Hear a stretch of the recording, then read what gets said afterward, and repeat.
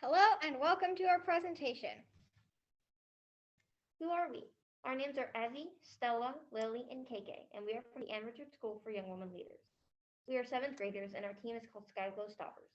Stella is the project manager, KK is the project coordinator, Lily is the research manager, and Evie is the creative design lead.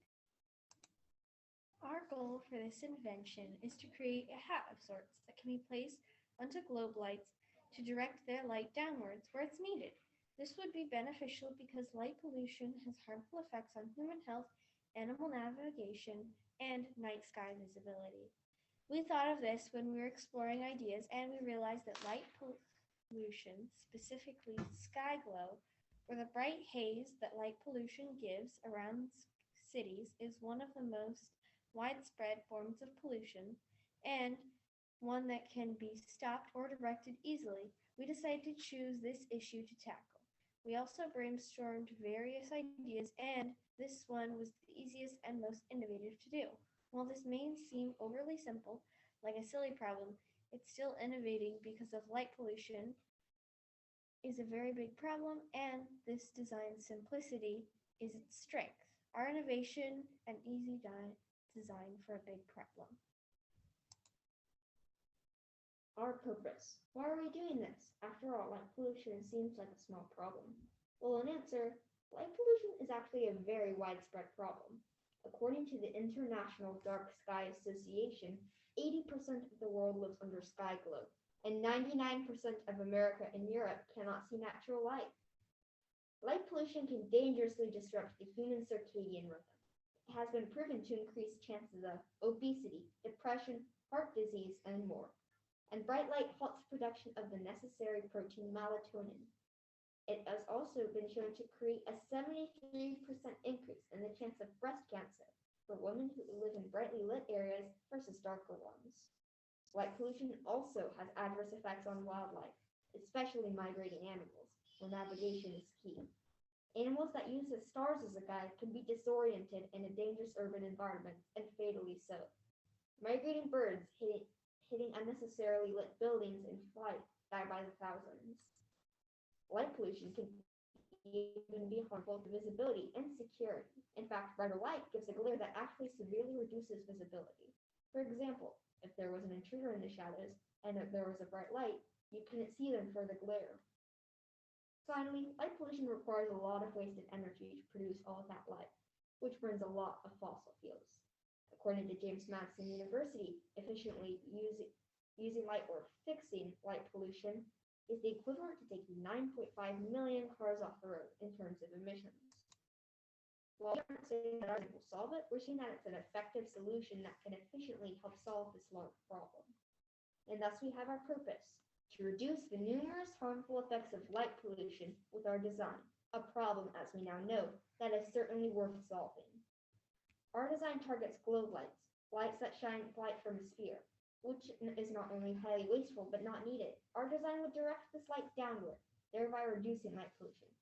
And as we know, light pollution needs solution, and our product is just one good way to do so. As part of the research process, we interviewed 4 experts. Mr. Oren C., the Makerspace Manager and Educator at ARS, Mr. Smith, a Pathway Educator at ARS, Mr. Rarasich, an Electrical Test Engineer, and Ms. Lucy Jordan, a Silicon Labs Engineer. From them, we learned that our design simplicity is its strength. We should use biodegradable materials as we build our design, and we can personalize our design and market it individually to companies and individuals, among many other things.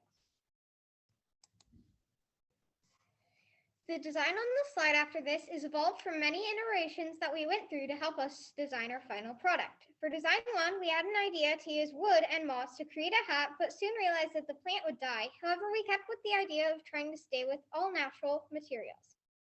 For design 2, we wanted to have 2 possible models, one with aluminum on the outside and one with wood on the outside, both with aluminum on the inside. However, we realized that the wood would rot, and having aluminum on the outside would be annoyingly reflective and increase glare. Then we decided to move on to 3D printing the visors.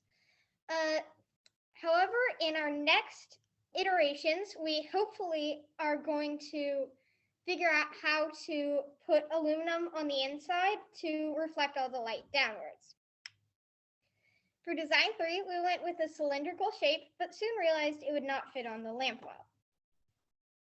For design 4, we went with a rounded, hollow dome shape. However, we measured wrong and the model was too small. Also, we added little attachment arms to keep it on the light. However, they were too big and got in the way of putting the model on.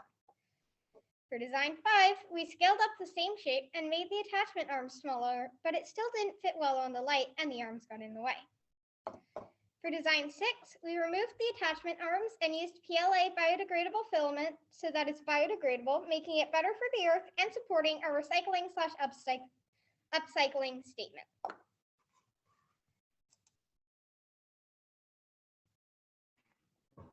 So, as mentioned on the slide before, our idea is to create a hat-like light visor for street lights designed to reflect light downwards. We're currently on our 6th iteration made of biodegradable PLA, but eventually hope to create one using PET filament made of recycled plastic bottles, which will improve our durability against the elements, especially heat, better than our current models.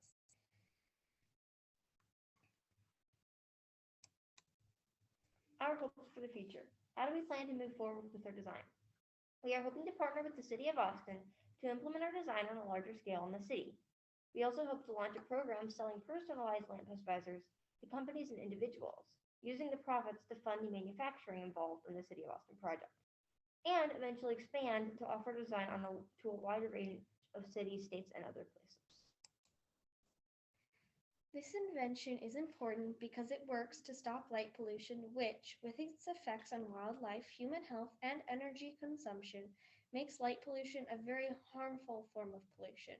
One that it is important to stop because most people don't know about light pollution or consider it as small or non-severe because of its name.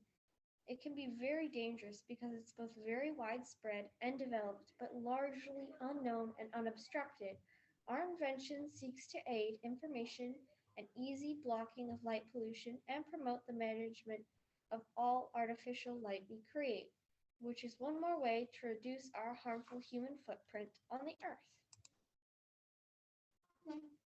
We researched our project with help from McDonald's Observatory page on astronomy, UT's page on astronomy, National Geographic's page on light pollution, International Dark Sky Association's page on light pollution, National Geographic's page on how light pollution is getting worse, Britannica's page on light pollution, James Madison University page on light pollution, International Dark Sky Association's page on FAQ lighting, FHA's page on lighting, and Hill Country Alliance's page on light pollution.